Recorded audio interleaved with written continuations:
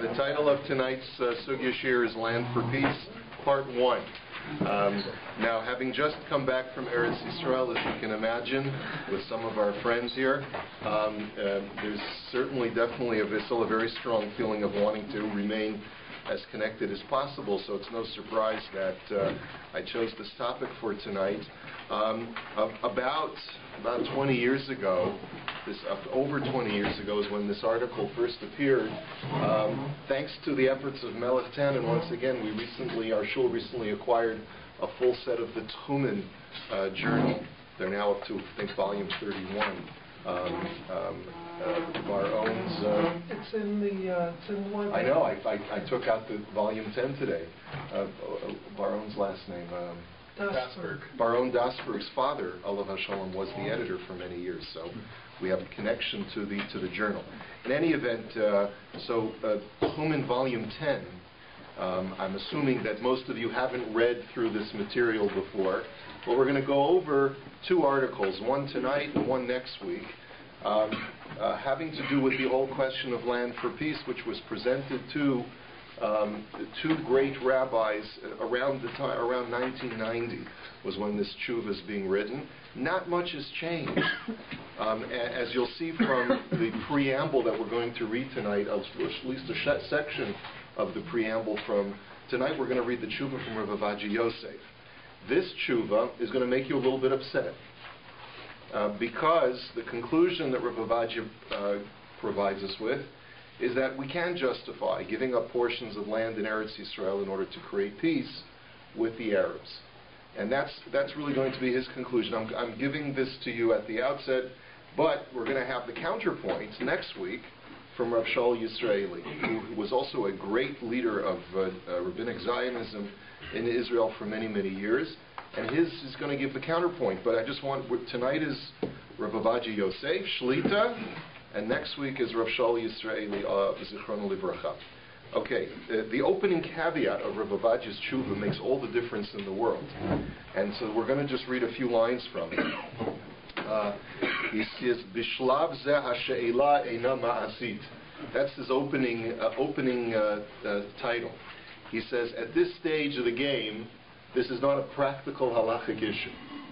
This is a moot issue from a practical standpoint. He says, Bereishis devarai hineni rotze lahavhir. He says, my opening words, I guess I should read the Miftah Sfaradit. It's amazing. Motzei Shabbat, I'm riding from the airport, from Tzfat to Tel Aviv, and I'm listening to Rav Yosef on the radio, on his radio program. Like, what an amazing country. You just turn on the radio Saturday night. Over here, you're listening to a hockey game. In Eretz Yisrael, you're listening to no, not anymore. But soon. But in Eretz Yisrael, you're listening to Rav Yosef, and your taxi driver was without a kippah, is listening to the program to listen to Rav Yosef give a high-level shiur. What an amazing, amazing country. What a beautiful country. So he says, Rav Avadia says, and he must be well into his 90s now, Rav Avadia. I'm not even sure how old he is. He says, but I want to clarify now, ki eineni ba lifsok hayom ma memshelet Yisrael tzricha la'asot lo'or ha'halacha. I am not in this essay dictating what the Israeli government should be doing halacha l'maisa. Im lahachzir shtachim me'eretz Yisrael olo. Whether to return portions of land to the Arabs or not. And he says, V'zot mipnei shtei sibot. I'm going to give you two reasons why this is not a practical issue, but rather an academic issue. And he says, Hasiba rishonahi she'inyan zeh eino ma'asi kayom. He says, this is not a practical issue today. V'zot mipnei sheleit ata ein lanu im mi ledaber. He says, because today we have no one to speak with. This is over 20 years ago. Ki ha'aravim dorshim me'itanu lahachzir lehem et kol shitchei Eretz Yisrael. Because the Arabs are demanding that we return all of Israel back to the Arab authority, uvichlalam et Yerushalayim, including Jerusalem. Devarim shekol mifkedei hatzava v'hamedinaim be'Eretz Yisrael mitnagdim lahem b'tokef. And they're making demands that all the military and political officials are saying is just not possible, is just not going to fly. Uvechol kegon zeh yumlatz hapasuk, and he says, and that we face therefore a situation where we can appropriately apply the pasuk. Let David HaMelech said, Ani shalom v'chi adaber hima lamilchama. I'm a man of peace, but whenever I open my mouth to speak, they say war, war, war. And that's really, says Rav Ovadia, is what we're encountering today. We don't have partners for peace, we have partners for war. There's no interest. Okay, that's number one. That's why it's not practical. Number two, says Rav Ovadia, he says, V'hasiba hashniyahi, heyot shenifgashti la'acharona im arba'a mumachim lenoseim elu. He says, I was approached recently, or I had an encounter recently with 4 experts on the issue of whether or not to return land for peace. Anashim ha'mevinim heitev et mahut ha'she'elah. These are men who understand quite well the nature of the question, hein mehabechina hatzva'it, vehein mehabechina hamedinit. They understand it from the military aspect, they understand it from the political or governmental aspect. V'de'otehen chalukot. And he says that each one of them has a different opinion. 4 Jews, 5 different opinions is basically what he says. V'chol echad matzig ta'anot chazakot l'de'otav. And each one is presenting a strong argument to bolster his case. And then he goes through all of the different arguments, why some say that you should give back land for peace, why you can't give back land for peace, why militarily the portions of Israel, if we go back to the Green Line, are indefensible, it's yada, yada, yada. Okay. And then we skip down and he says, L'or ha'devarim hanal, shebishlav zeh hanoseh hama'asi shel hachzarat ha'shtachim eino omed al ha'perek. He says, based on the fact that we're not facing a practical issue at this stage of the game, v'gam shedeot hamumachim chalukot be'inyan. He says, and also the opinions of the experts are completely disparate. Ve'ini mityamer lahachriya b'shlav zeh bein ha'amadot ha'tziviot v'hamidiniot ha'shanot. He says, it's not for me, as Rabbi Ovadia Yoseph, the chief rabbi, to sort of tell you what makes more sense. Ula'it atah ha'omed al ha'perek hu ha'tochnit ha'medinit shel memshelet Yisrael. What really is important now is to really devise a certain kind of program or schedule or plan, a political plan for the Israeli government. And he explains, he says basically, I'm not interested in making political decisions for the fate of what is best for the state of Israel. He says, I'm not qualified. I'm a rabbi. I'm not a tactician. I'm not a military expert. I'm not a political expert. That's not for the rabbis to get involved with. He says, but what I can tell you is, he says, I support what the government. If the government feels that it's necessary to take certain steps, I'm supportive of this position. It's fascinating. He's extremely deferential to the current government in place. And you have to think back in 1990, who was the prime minister? I don't remember. But anyway, he says, L'chein, I'm just skipping a few lines. Ani mechazek et yedei rosh hamemshala u'memalei mekamo. I support the head of state. I support whoever's going to take his place. And v'chol yeter sarei hamemshala al yuzamazu u'mabiyat tmichati hamale'a b'chol ma'asehem ha'acharonim sheno'adu la'havtiach shalom u'bitachon l'toshavei Eretz Yisrael. He says, of course I support whatever the government is doing because I know that they have the best interests of the Jewish state at heart. That's really what it's all about. He says, and then you skip to the next paragraph, he says, Ulam ata birtzoni lihitmaked b'ta'ana shehushma ala achrona. He says, what I would like to be involved with right now is to let's analyze a recent question, sheki'ilu chashivuta shel mitzvat yishuv Eretz Yisrael ole al mitzvat pikuach nefesh, which is this. We have 2 directives or 2 imperatives that we want to try and preserve, and here we find ourselves at the 2 of them are opposing each other at this point. One is the mitzvah of pikuach nefesh, which is to preserve life, and the other is the mitzvah of Yishuv Eretz Yisrael. Which one is more important? Is it more important to inhabit the land even if it means risking life? Or is it more important to save life even if it means sacrificing some of the land? After all, some say that a person has to be moser nefesh. Moser nefesh means you have to be willing to risk your life.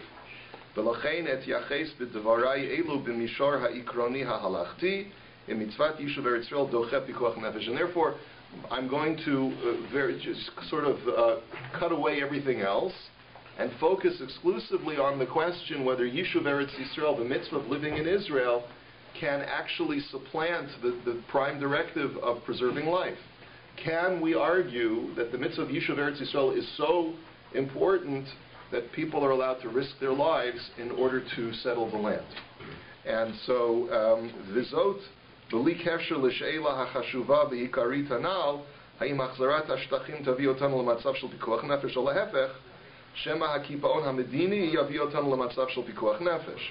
He says, this is not related to the current events question, which is a vital has vital centrality, which is, will giving back the land bring us to a state of saving lives, or will it not? Or will the stalemate that we currently experience now bring us to, in other words, that is doing nothing? We have a state of a freeze. He basically says we have a freeze on giving back land. Is that actually going to contribute to pikuach nefesh? He says, I don't know, and therefore I can't comment on that. But if we could identify clearly that giving back land would save lives, then we have something to talk about, and that's what our tshuva is about. So you see, the Rav Ovadia is very careful to sort of dance around the political issue and address specifically.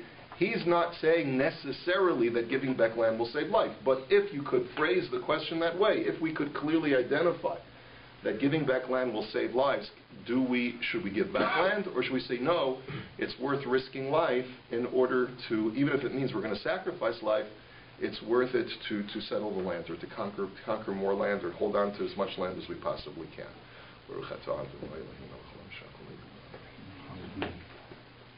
So the first thing that Rabbi Ovadia feels is important is to, in the first part of his essay, is to emphasize the importance of the mitzvah of Yishuv Eretz Yisrael. So let's just review some very famous, yes, Saul. Well, so why would there be a concept of Muhammad Rashut when you're going to lose? Obviously people are going to die. So why would there be a... It's an excellent point. Well, actually, if you're conquering Eretz Yisrael proper, one could argue that it's Muhammad mitzvah. Right. Okay. But it's in Gaber when part of the south. Right. So even if we're talking about places like in Yehuda v'Shomron, that one could argue that it's Muhammad mitzvah. Right. The question then is, Saul's asking an excellent question. Doesn't every incident of war involve risking life? So how can there be such a concept of even Muhammad mitzvah if pikuach nefesh is more important than kibush haaretz? It's a great question. He's going to get to that, but we got to wait till we get to that point. But that's really a central question that you're identifying. Okay, so on the importance of living in Eretz Yisrael, we'll run through the two sources that Rav Ovadia provides. One is from the Sifri in Parshas Re'eh, source number 1. Ma'aseh Rabbi Yehuda ben Beseira v'Rabbi Matya ben Charash v'Rabbi Chananya ben Achi Rabbi Yehoshua v'Rabbi Yonasan shahiyotzim chutz la'aretz. These great sages were once traveling out of Israel, out of Eretz Yisrael. V'higiu l'paltom v'zachru et Eretz Yisrael. They came to a certain landmark, and they remembered now that they were now departing from the land. V'zakfu einehem. They lifted up their eyes. V'zolgu dimosehem. They began to cry tears. V'karu bigdehem, and they tore their clothes. V'karu es hamikra hazeh, and they recited the following verse, realizing that they were taking their steps outside of Eretz Yisrael. They said, V'yirishtem osa, v'yishavtem ba. The Torah says that you have to inherit the land, and you have to dwell in the land. Ushmartem la'asos, es kol hachukim ha'eleh. And you have to thereby observe all of the statutes that can only be observed in Eretz Yisrael. So Amru Yeshivat Eretz Yisrael Shkula Keneged Kol HaMitzvah Sheb'Torah. And they said, based on that pasuk, living in Eretz Yisrael is equally weighted to all of the other mitzvahs in the Torah. Because the way that you read the pasuk is, inherit and dwell in the land and observe all the mitzvahs. So you see that inheriting and dwelling in the land is tantamount to the observance of all of the mitzvot. Next story. Ma'aseh Rabbi Elazar ben Shamua Rabbi Yochanan Hasan l'shay yolchem l'netzivim Eisel Rabbi Yehuda ben Beseira lilmod b'menu Torah v'higiu l'tzaidan.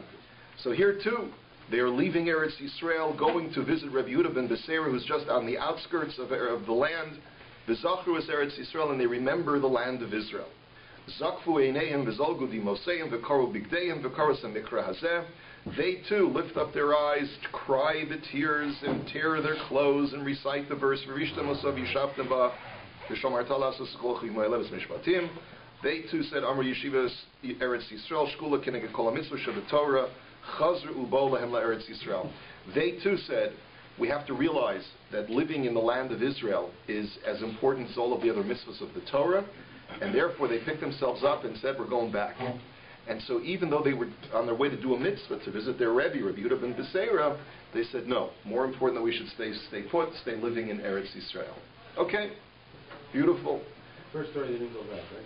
First story, that sounds like they didn't go back. They were just very upset.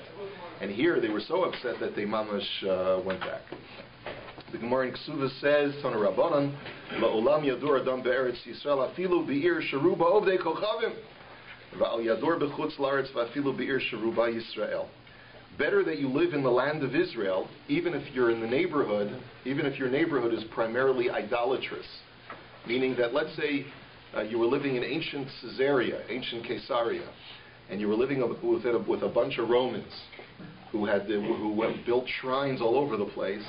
Better that you should live there than live in the shtetl in Eastern Europe, right? That's what the Gemara is saying.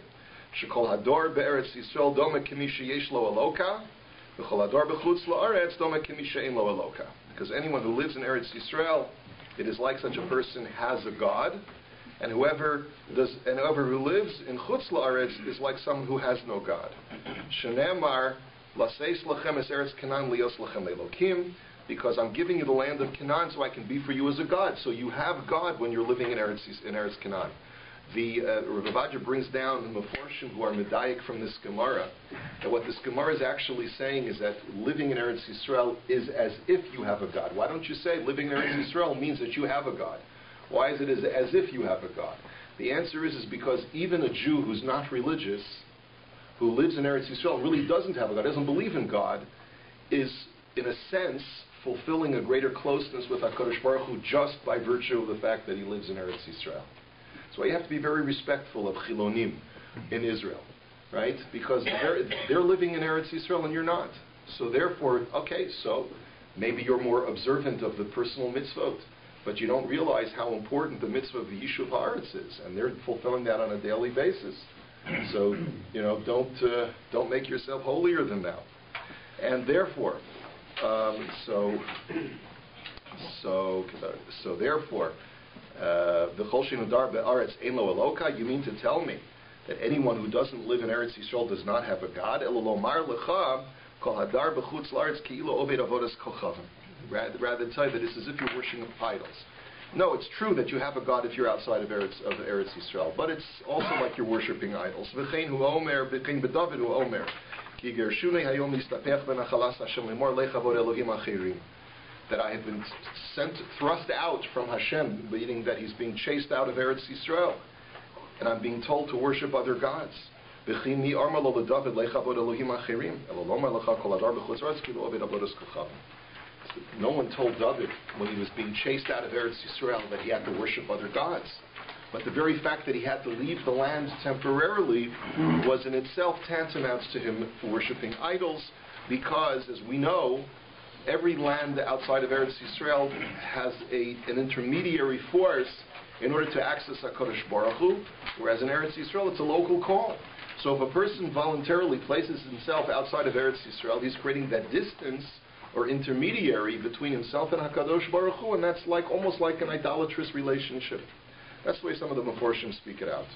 Now, so, of course, this would help us frame the discussion that Yishuv Eretz Yisrael is so important. We have to know it's a very, very important mitzvah. Shkula keneged kol mitzvahs Shabbat Torah. It's weighted equally to all the other mitzvahs in the Torah. And therefore one could make the argument that holding on to any parcel of land and making it part of Eretz Yisrael, we should do at all expense, at all costs, because it's such an important mitzvah. Now let's look at the other side, the importance of the mitzvah of Pikuach Nefesh. The Rambam, based on the Gemara in Hilchas Yisodei HaTorah, says as follows: Kol Beis Yisrael mitzuvin al Kiddush Hashem HaGadol Hazeh that every Jew has an obligation to make a Kiddush Hashem. As it says, V'nikdashti b'soch b'nei Yisrael, u'nusarin shelo lechalalo. And every Jew is obligated not to make a Chilul Hashem. And Shenemar lo sechalalu Hashem kachim. So Keitzad, so explain to us the details. Kishiyamur obi kocham v'yanos is Yisrael labar al echas mikol mitzvahs amuris b'Torah o yahargenu. That if a person is faced with the situation where he's being coerced to violate any of the mitzvahs of the Torah at the threat of being killed, so ya'avor v'al yeharig, then he has to let himself violate the mitzvah in order to save his life. You have to save your life, even if it means violating kol haTorah kula. Shenamar b'mitzvahs asher ya'aseh osam ha'adam v'chai b'hem. Because it says in relation to the mitzvahs in Parshas Acharemos, it says asher ya'aseh osam ha'adam v'chai b'hem, that you live by the mitzvahs, v'chai b'hem v'lo sheyamus b'hem, and you're not allowed to die by the mitzvahs. So therefore, no mitzvah is so important that you can sacrifice your life in order to do the mitzvah. And if you allow yourself to be put to death instead of violating the mitzvah, when the goy tells you, go ahead and eat chazer, or I'm going to kill you, and you say, no, I'm not going to eat it, and you cause yourself to be killed, when you get up to the Olam HaEmes, that's what Baruch is going to say. You committed suicide. What did you do? It's terrible aveira that you did. Okay, fine. So the halacha beis, of course, the Rambam qualifies this, and he says, that's only true, except for the cardinal three. As we all know, these are dvarim yeduim. These are all well-known ideas, but we just need to build on this foundation. But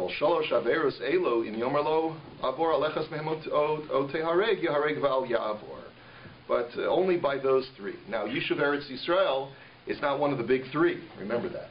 So it would seem at face value that a person has no justification to martyr themselves in order to garner the mitzvah of Yishuv Eretz Yisrael. Yishuv Eretz Yisrael is shkula k'neged kol mitzvahs, but that's said in sermonic form by the Medrash. But on a practical basis, from a halachic standpoint, one cannot argue, well, it's the most important mitzvah, and therefore I can give up my life for it. No. You can only give up your life for three cardinal sins: avodah zarah, gili arayis, murder, sexual crimes, and shlichus damim, and murder. Okay, we know that. Rambam in Hilchas Shabbos Perek Beis Halacha Gimel says a similar concept. Is source number 4. Keshaosim dvarim ha'elu einosim asam v'loidei goyim v'loidei ktanim v'loidei alvadim v'loidei noshim. Well, there's a mitzvah Rambam is talking about of pikuach nefesh on Shabbos. When someone is ill, and the way to save them from a potentially life-threatening condition is by being mechalel Shabbos, then don't be mechalel Shabbos by asking a non-Jew. You don't ask a non-Jew to be mechalel Shabbos. You don't ask a child or a woman to be mechalel Shabbos. No. You have to do it Ela al yedei gedola Yisrael b'chachamim. You find the greatest rabbi has to get up and say, I'm going to do the mitzvah of pikuach nefesh. I'm going to be mechalel Shabbos in order to save a life, because it's a privilege to save a life. It's the greatest mitzvah that you can do. So why would someone want to abdicate the mitzvah of pikuach nefesh by having a non-Jew fulfill that mitzvah? So if I have the opportunity to save a life and it means being mechalel Shabbos, I will gladly be mechalel Shabbos in order to fulfill the great mitzvah of pikuach nefesh. One is not allowed to even delay even a moment. If there's even a suffix of pikuach nefesh on Shabbos, you have to not wait to ask a shaila. Like the Rambam writes, he says that anyone who takes the time to say, well, you know what, let me ask a shaila. He says says the Navi Yechezkel, Gamani nasati lahem chukim lo tovim mishpatim lo yichyu bahem. The prophet Yechezkel says that some people have laws that are very, very bad. And what are the laws that are very, very bad? Those are people who are so frum that they have to ask a shaila before they're going to be mechalel Shabbos in order to save someone's life. He says, because by the time you ask the shaila, you may lose the patient, you may lose the person. So therefore, you can't even ask a shaila. If there's even a possibility that a person's life is in danger, don't ask a shaila, just do whatever you have to do. So you see very clearly that the mitzvah of pikuach nefesh, nothing stands in the way of pikuach nefesh. It's the most important prime directive in Jewish law, which is to save life. Life is precious. Life is infinitely of value. Okay, so let's now go to the next section of Rabbi Vaj's tshuva, which is the prohibition of lo techanem, and the whole principle of is it ever permitted to give away pieces of land of Eretz Yisrael to non-Jews. That in itself is a general question, and this is what he deals with in the next section. The Rambam writes that so first of all, this is Hilchos Avodah Zarah Perek Yud, Halachos Dalid through Vav. And what I want to do is I want to go just to Halacha Vav for just a second, where, well, actually, let's go to Halacha Dalid.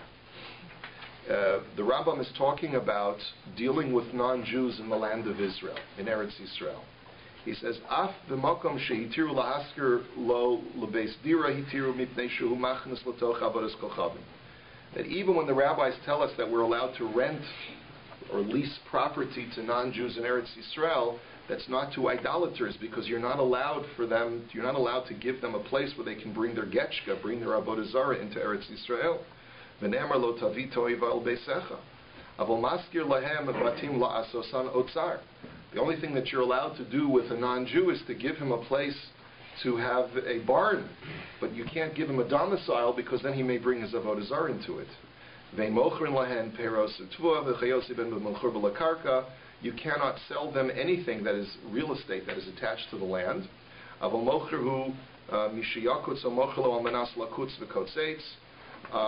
But only after it's been uprooted from the ground are you allowed to sell to a Gentile any kind of produce. Why are you not allowed to sell real estate of Eretz Yisrael to a non-Jew?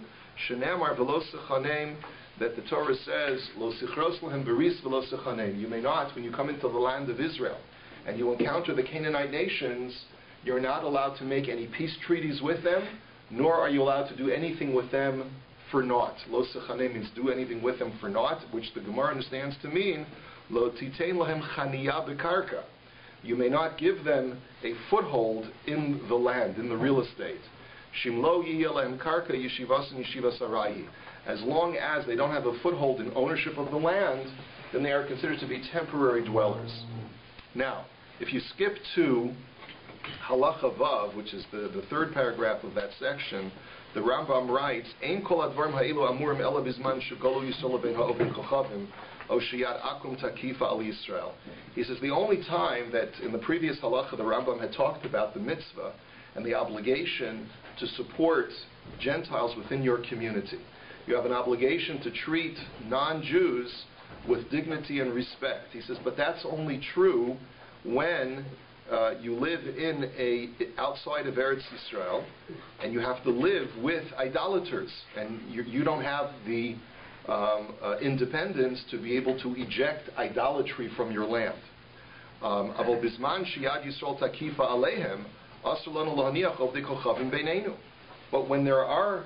when we have political and military control of our land, then it is forbidden for us to allow idolaters to live among us in the land. Vafilu Yoshev Yeshivas Arai, over mimakom lamakom bischora lo yaver be'artzenu, and says the Rambam even further. He says a huge chiddush to even allow an idolater to pass through as a peddler through our land, that we're also not allowed to do. Until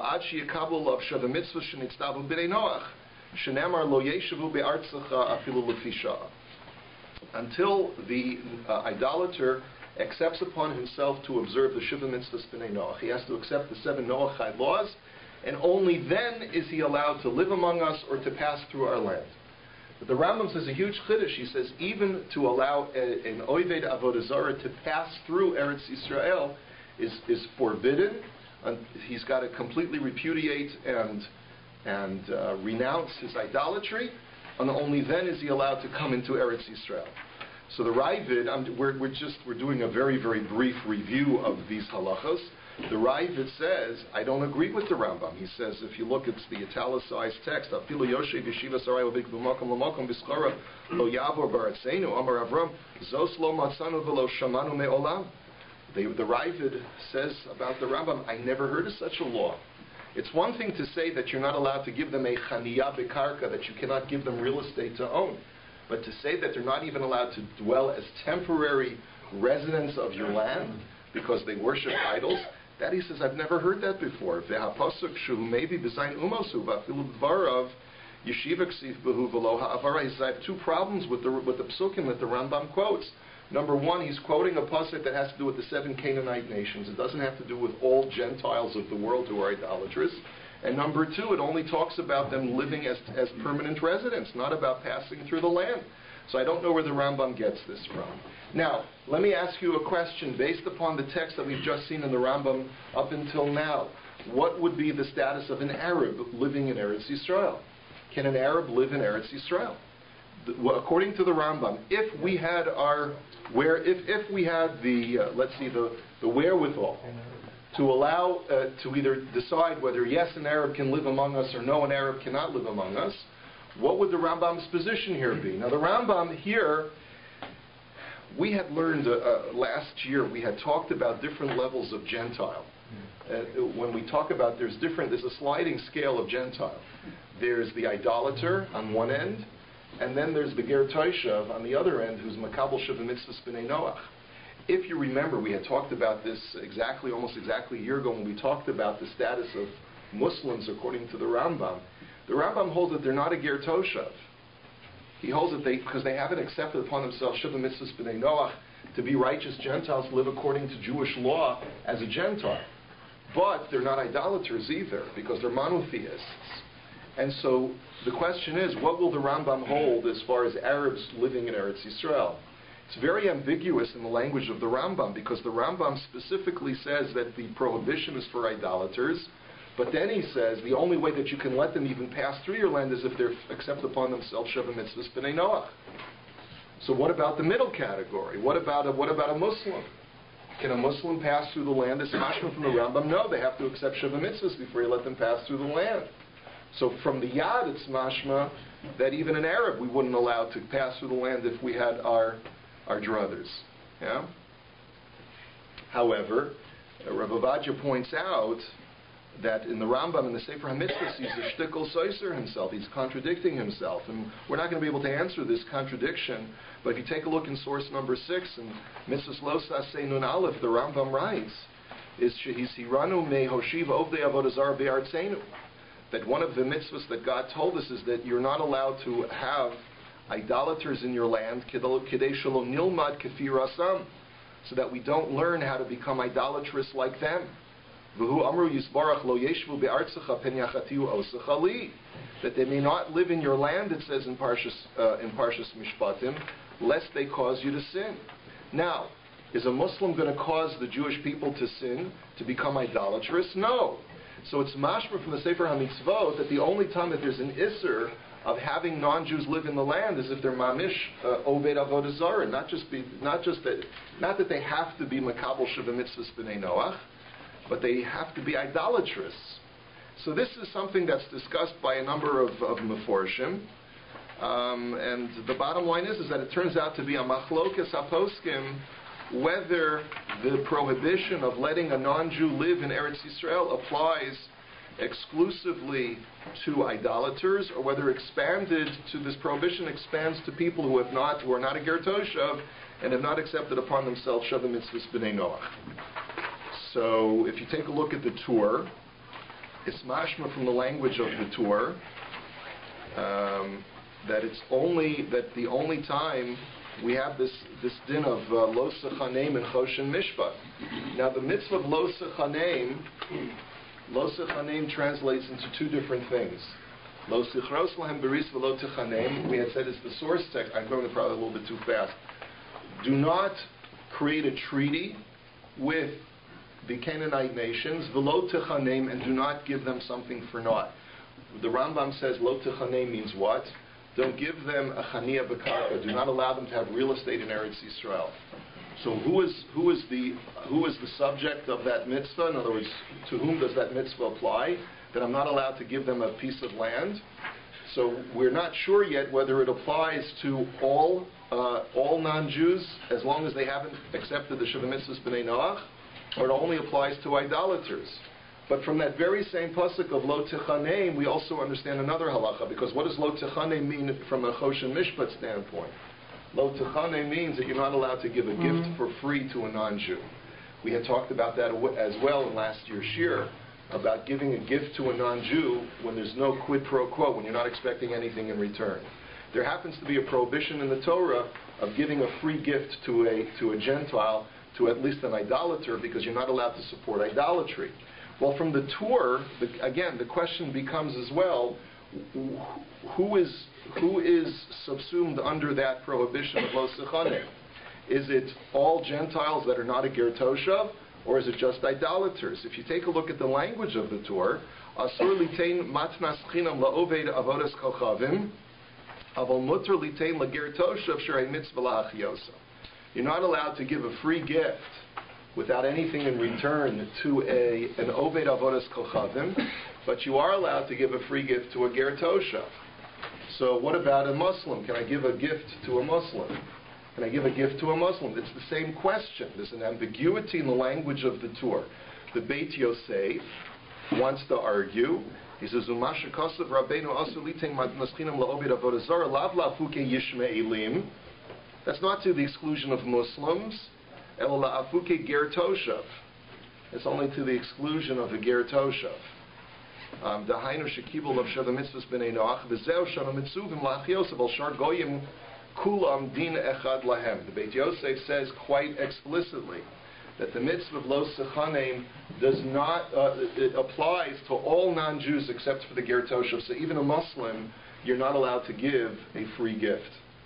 And if you're not allowed, if the mitzvah of Lo Tichaneim as far as free gifts applies to Muslims, then it also, the mitzvah of giving them a chaniya b'karka, the prohibition of giving them a piece of land in Eretz Yisrael would also apply according to the BAYT Yosef. So clearly, according to Rabbi Yosef Cairo, letting Arabs live in Eretz Yisrael, if we have the option of ejecting them, there is an obligation to eject the Arabs from the land according to the BAYT Yosef. Okay, so far so good? BAYT Yosef holds, you see very clearly in source number 8, the BAYT Yosef holds that Lo Tichaneim applies to Arabs as well.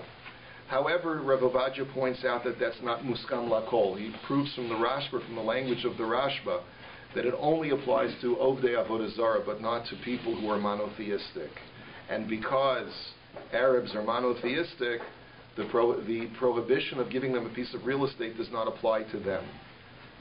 That's in source number 9. And furthermore, if we take a look at a tshuva from the Radbaz, the Radbaz says that the whole way that we learn the mitzvah of Lo Tichaneim means that you're not allowed to give a non-Jew a piece of property in Eretz Yisrael.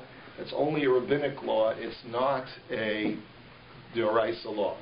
Because the mitzvah of Lo Tichaneim is an asmachta ba'alma, says the Radbaz.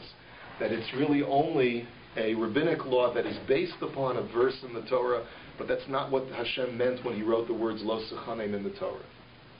And as a result, Rav Ovadia says if it's not even a rabbinic law, if it's not even a Torah law to begin with, and it's only a rabbinic law, then certainly we have the liberty when we find it, when we confront an ambiguity as to whether it applies to someone who's neither a ger toshav nor an oved avodah zarah, we have a right to be liberal and give it to them. And then Rav Ovadia talks about a very practical issue. And he says, practically speaking, how would we ever even imagine ejecting the Arabs from the land? There doesn't seem to be any political climate that's ever going to be realistically possible where that's ever going to be a practical issue. It's going to be practically possible to eject all Arabs from the land of Israel. That was what Rav Kahana's dream was, as we know. But that seems to be quite unrealistic and very impractical. So, now, what do we do about pikuach nefesh, though? What if the government says, up until now, we've been talking about the mitzvah of Lo Tichaneim, not when it's up against the mitzvah of pikuach nefesh. What if ejecting Arabs from the land or at least not giving them any additional land, will be an issue of pikuach nefesh. So that, he says, may have mitigating circumstances as well. What if giving land to Arabs will help save lives? So then Rav Ovadia says as follows. Well, what happens if it's a dispute? What if some military and political leaders say that giving land to Arabs will save Jewish lives, and other military and political leaders say giving land to Arabs will not save lives? Who do you listen to? So there, Rav Ovadia says that we have a general halacha when it comes to pikuach nefesh. And this is something that doctors should be very familiar with, that when it comes to the law of pikuach nefesh, you don't go, it's not a majority rule here. When you want to follow the laws of pikuach nefesh, even if one person says that this is a life-saving measure and everyone else says no, you don't need it, you go with the person who says be mechal Shabbos in order to save a person's life. And this is source number 11. The Shulchan Aruch in Hilchos Yom Kippur says as follows: Im shnayim omrim tzarech afilu im shnayim omrim tzarech. If two people say that the person who's fasting, he needs to eat in order to save his life, then afilu meya omrim eino tzarech, then even if 100 others say that no, he can still fast, he'll be fine. Vafilu hachoila omer imohem sheino tzarech, and even if the sick person himself says, I can continue fasting, ma'achilim oso me'achar sheshnayim omrim tzarech, then you force the person to eat. Because when it comes to pikuach nefesh, you don't go according to the majority rule. And therefore, even if a minority of experts tell you that giving land to Arabs will save life, then you would be obligated to give land to Arabs in order to save life. Because nothing stands in the way of pikuach nefesh. It goes the other way too, right? Yeah. It's half the argument. Tells you that by keeping land you'll save lives. So you've got the other side. Well, so so Rabbi Ovadia doesn't at least present the issue in that way at this point in his response. But you're right, Samuel. I mean, in theory, what if you're faced with two sides? One says you'll save life because the Arabs won't attack us anymore if we give them a piece of land. And the other side says, no, by giving them a piece of land, you may temporarily suspend the violence, but in the long run, you're going to end up with more violence and more loss of life. That is what we're going to get at the end of the tshuva. So hold that thought, and let's just go a little bit further. The Ramah continues, by the way, and he says, he says it's true even if one doctor and the sick person himself says, I really feel I need to eat, even if 100 doctors say that you don't need to eat, you'll be fine, you should still feed the patient. Anyway, the bottom line is that pikuach nefesh does not go according to the majority rules. Now, the next part of Rav Ovadia's essay is where he raises the question, well, no, maybe a Jew has to have bitachon, that Hashem will protect us. And after all, we find that certain great Jewish leaders were criticized in that they sort of sold out in order to protect themselves when they should have had more bitachon in Hashem. So maybe we shouldn't sell out and give away Eretz Yisrael, and instead we should place our trust in Hashem, that listen, Hashem gave us this land, we should have bitachon in Hashem, which of course is a very common position to take. And as a matter of fact, to support this, he quotes a Gemara in Maseches Pesachim, which talks about Chizkiyahu HaMelech. And Chizkiyahu HaMelech did a lot of great things, and he did certain things that the Chachamim were critical of. And two of the things that the Chachamim were critical of is what Rav Ovadia hones in on. That number one, Kitzeitz Delasos Shel Heichal V'Shigrim LaMelech Ashur V'Lahodulo. Number one is that he tore down the doors of the Beis HaMikdash, and he gave them as a gift, sort of as a what's the word I'm looking for? As a peace offering or a tribute, as a tribute to the king of Ashur.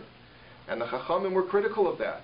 Why were the Chachamim critical of that? So Rashi says, Shehayelo livtoach b'HaKadosh Baruch Hu.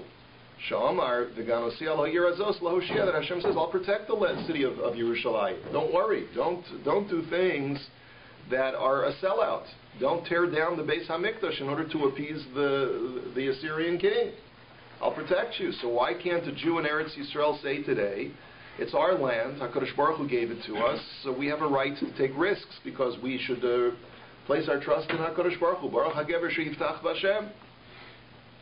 So he then quotes the Ramah in the Darchei Moshe, and the Darchei Moshe says that,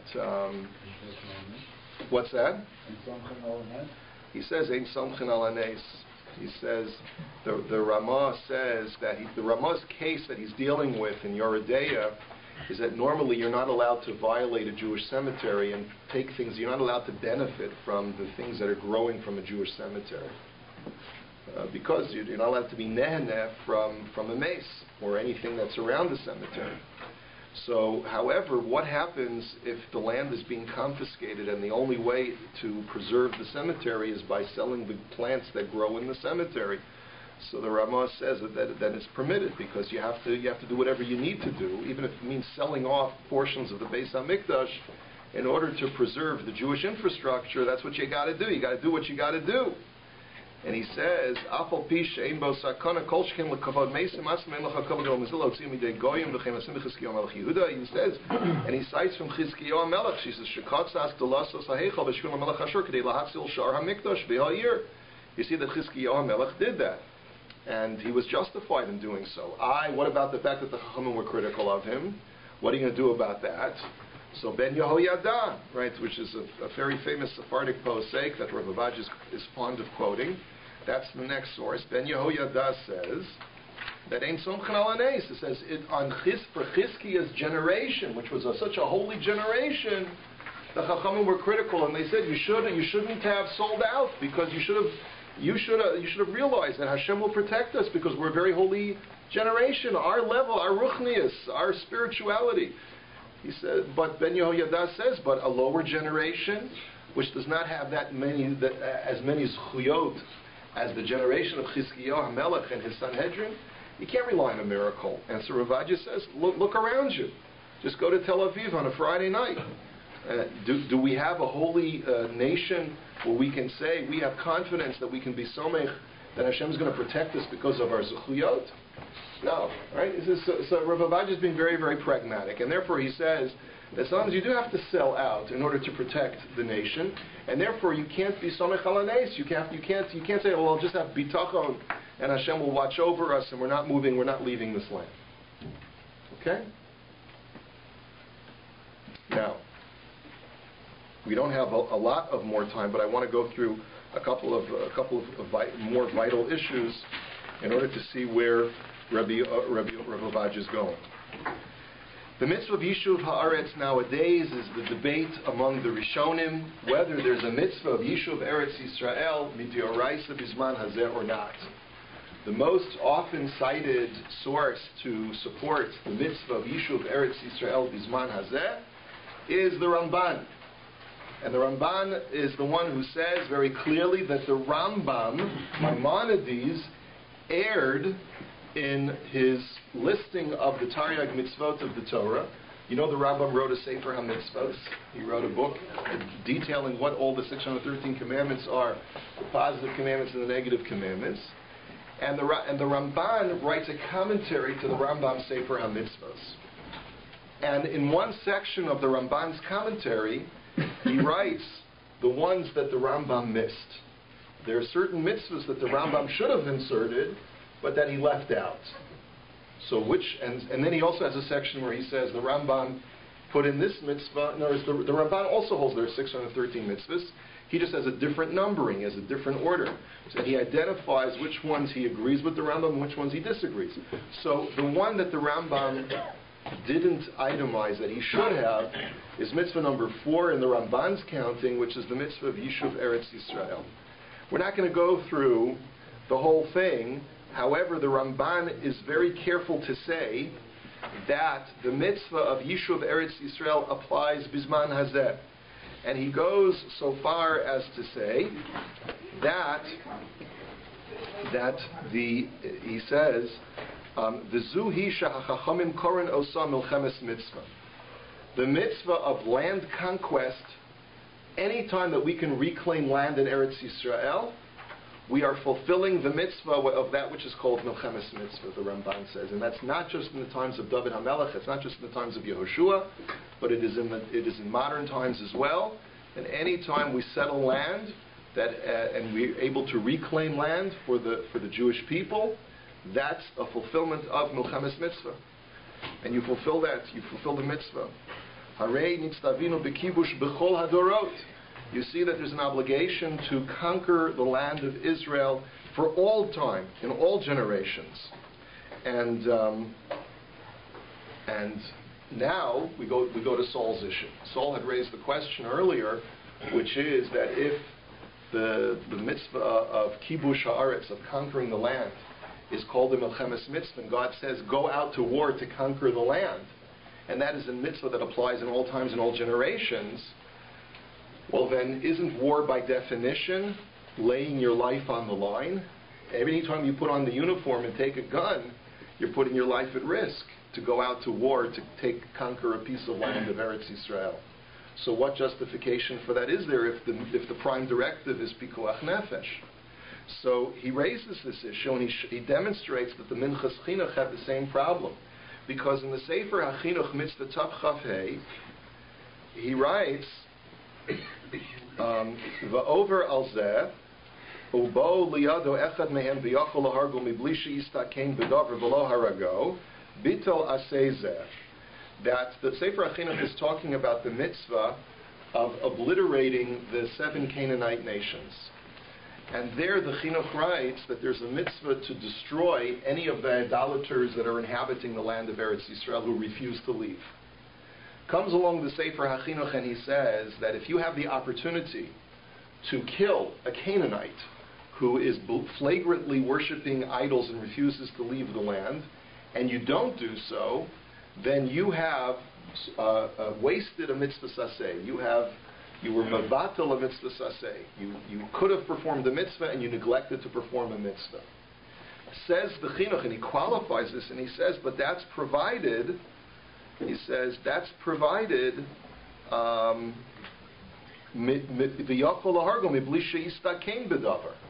That you don't put yourself in mortal danger.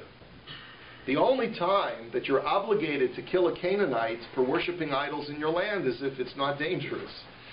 But if it's a dangerous thing, you can't go over to the guy and say, excuse me, I have to kill you now, right? But if he's going to put up a fight and he's going to pick up his rifle as well, so then you're not mavatal mitzvah saseh by neglecting to kill him. So comes along the Minchas Chinuch and says, I don't understand. I just don't understand how the Sefer HaChinuch can write this. In source number 18, he says, because of Harav HaMachaber v'over al zeh bali yado v'yachal hagam b'bli she'ista came b'davar. He says, v'tzarech iyun. He says, I don't understand how he can write that. He says, nehidachol mitzvahs nidachim mipnei asakana. He says, I can understand how all mitzvot in the Torah are overridden when there's a danger to life. Mikol makom mitzvah zu tahatorah tziveta lilchomi mahem. He says, but the Torah tells us a mitzvah, fight them. Fight the Canaanites. That's the commandment. V'yadua tahatorah lo tismoch dine al haneskim uvur beramban. The Torah is not asking us to rely on miracles. The Torah is telling us, go out to war. What happens in war? There are casualties. People die. U'v'derech ha'olam neheragim mishnei hatzadim beit hamilchama. It is both. There are casualties on both sides in any war. Im ken chazinan dahatorah gazra l'chomim mahem aftahu sakana. So you see very clearly that the Torah is telling us to fight them even when there's a danger or risk to life. Im ken d'chuya sakana b'makom hazeh u'mitzvah laharog oto av she'yistakeh. He says, I don't understand, therefore, why the Sefer HaChinuch limited the mitzvah of destroying the Canaanites only to situations where it's not dangerous. Even when there's a sakana, there's a mitzvah of milchemes mitzvah. So how can the Sefer HaChinuch write that? He says, v'tzarech, I don't understand. I don't have a resolution to this question. So, if you add up all the things that we've said, that according to the Ramban, there's a mitzvah of kibush haaretz which includes milchemes mitzvah bizman hazeh, and you understand the argument of the Minchas Chinuch, then it should be justifiable to endanger ourselves in order to conquer the land of Israel and to preserve our foothold in every square inch of the land of Israel. This is Milchemes Mitzvah. And we are justified even in risking our lives and putting our lives on the line. So Rav Ovadia here backs off. Rav Ovadia says no. Rav Ovadia says that even the Ramban himself will acknowledge that a Jew should not endanger his life bisman hazeh in order to fulfill the mitzvah of kibush haaretz. Why? Because of the following Gemara in Maseches Ksuvos Daf Kuf Yud Aleph Amud Aleph, where the Gemara says that there are 3 times where God makes the Jewish people swear in Sefer Shir HaShirim. The very famous Gemara, Shalosh Shavuos Halalu Lama. What are the 3 oaths that God makes the Jewish people swear? One of them is Shelo Yalu Yisrael Bachoma, that the Jewish people may not enter into Israel en masse, and basically means rush Eretz Yisrael. We're not allowed to rush Eretz Yisrael and take it over en masse, and this, of course, is the central line in all of Neturei Karta theology, is this one line of Gemara, right? And a lot of theology hinges on this one line. I would venture to say that very little in Jewish life today, very rarely do we have such a situation where in modern Jewish living in the 21st century, does so much rest on such little text. There's so much at stake in how you interpret this one line. Shelo Yalu Bachoma.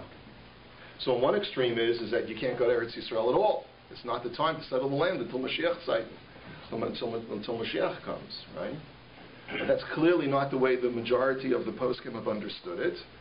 But according to Rabbi Ovadia, what it does mean is that don't force your way into Eretz Yisrael. There's a mitzvah for each individual to live in Eretz Yisrael, but not by force. You can't force your way in, and therefore the whole din of Milchemes Mitzvah no longer applies if it means to take Eretz Yisrael by force and risk your life in the process. How does he deal with 48? I don't know. That's an excellent question. Maybe that's why 48 had to be waged primarily by non-observant Jews. In other words, historically, we know that Kibush Haaretz originally did not take place through Haimish Yidden, right? It also was UN partition. Well, right. It wasn't necessarily. No, but what Alan is asking is it was done by partition, but the Arabs rejected it. So maybe we should have just said, well, if they're going to raise a rifle, we surrender. You know, we should have game over at that point. You know. But now that we've got it, it's a different issue for not giving it back, right? No, Rabbi Ovadia doesn't make that distinction. He says, look, giving it back for pikuach nefesh is a justifiable argument to make. And he quotes a descendant of the Ramban himself, who was the Rashbash, who was a Tunisian rabbi, definitely Sephardic rabbi, who's from his mother's side was 4th generation from the Ramban. And so therefore he even quotes his Zayda's tshuva. He says in source number 20, Va'avi Zakeni, he lives in the 15th century. He writes, Va'avi Zakeni ha-Ramban mana osa michal mitzvah saseh.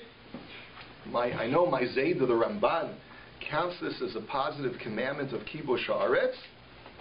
He says, and then he says in the second paragraph, this is Amna mitzvah zu eina mitzvah koledet l'chol yisrael b'galut hachel hazeh.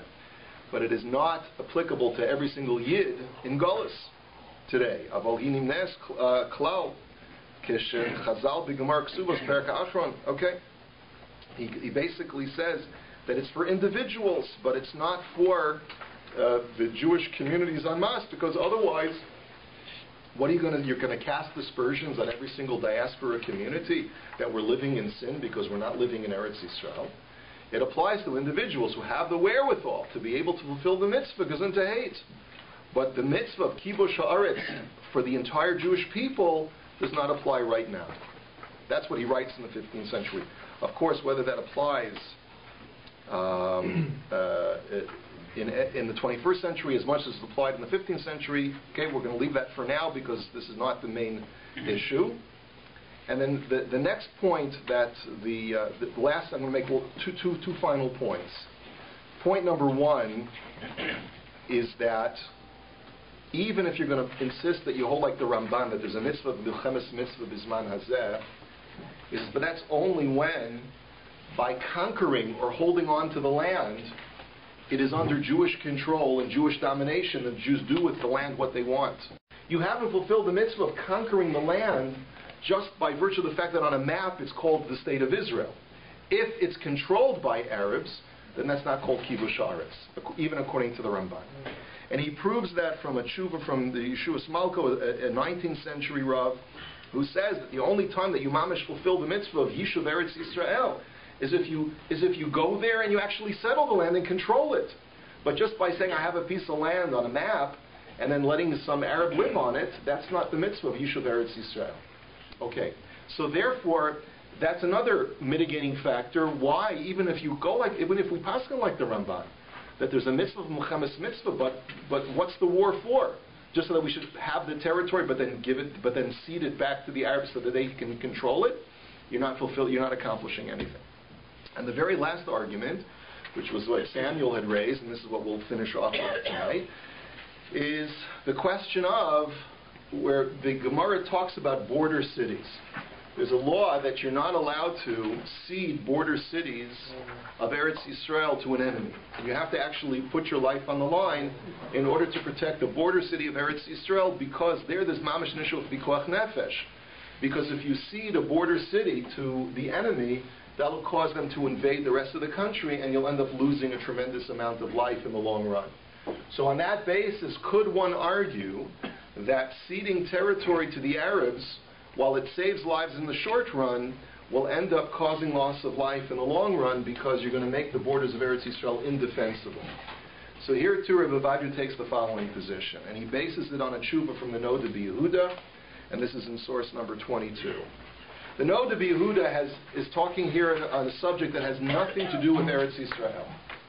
This is a medical tshuva, which doctors should be familiar with, which is, the question is, can you authorize an autopsy on a Jewish patient who has passed away from a certain illness?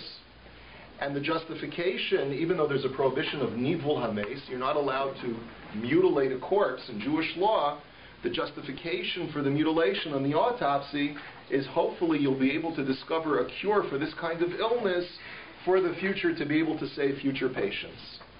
That's the shaila that was asked to the Noda B'Yehuda, to Rabbi Cheskel Landau in the 18th century. And what is his tshuva? His tshuva is that that's not called pikuach nefesh. Because pikuach nefesh has to be something that is karov. It has to be something that is imminent. If you have a nebulous, non-imminent pikuach nefesh issue, so then you cannot justify the violation of a mitzvah for the sake of that kind of non-imminent pikuach nefesh. He says, because if you were going to make that argument, then you should be able to argue that on any given Shabbos you should be allowed to prepare medicines and drive to the hospital and do whatever you need to do, because maybe there'll be someone who needs a refuah. You never know. Maybe someone will get sick. So let me do whatever I need to do to be Mechal Shabbos, to prepare refuahs, to prepare medicines, be Mechal Shabbos in the process, because who knows? Maybe someone will need a cure. And I want to be ready, just in case. He says, so that we never see. The only time we allow you to be Mechal Shabbos for Pikuach Nefesh is if there's an imminent threat to life, not if there's something that's long-term, somewhere far-flung in the future. So there'd have to be a guy in the hospital next to him. That's right. So Rav Avadia says on that basis, if that the argument that Samuel raised, which is that while it's true that if one were to make the following argument, giving land, a certain parcel of land to the Arabs will save life right now, but it may cause greater loss of life sometime in the future, because it'll create a more precarious boundary and a less defensible boundary for the Jewish state. Rav Avadia says that's not called pikuach nefesh. That's not called that's eino ba b'cheshbon.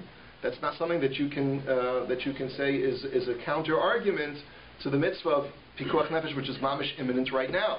So if you can save Jewish lives right now by ceding land to the Arabs, that's your obligation, even if down the road sometime there may come a point where it's going to make problems for you sometime in the future.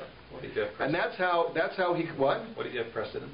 They gave back land, something happened. Okay, that's a good question. And so anyway, just want to point out, this is where Rabbi Ovadia ends the tshuva. And that's where we're going to end for tonight. And we're going to go to part 2 next week, which is Rabbi Shaul Yisraeli, who gives the counterpoint. Yes?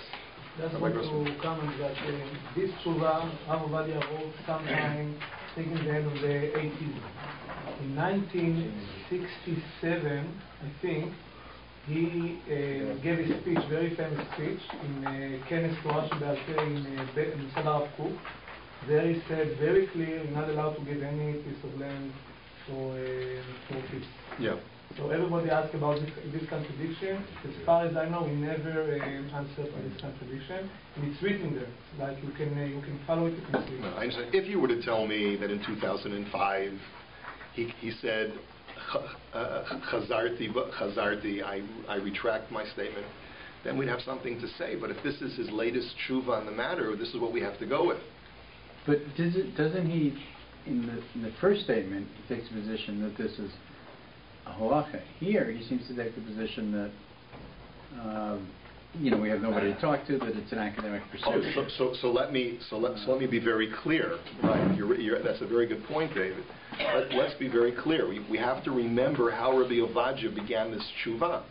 He began this tshuva in Tchumen, Volume 10, as saying this is an academic question. We don't have partners for peace. The Arabs are not suggesting that if only we would give them the West Bank and Gaza, there'll be peace.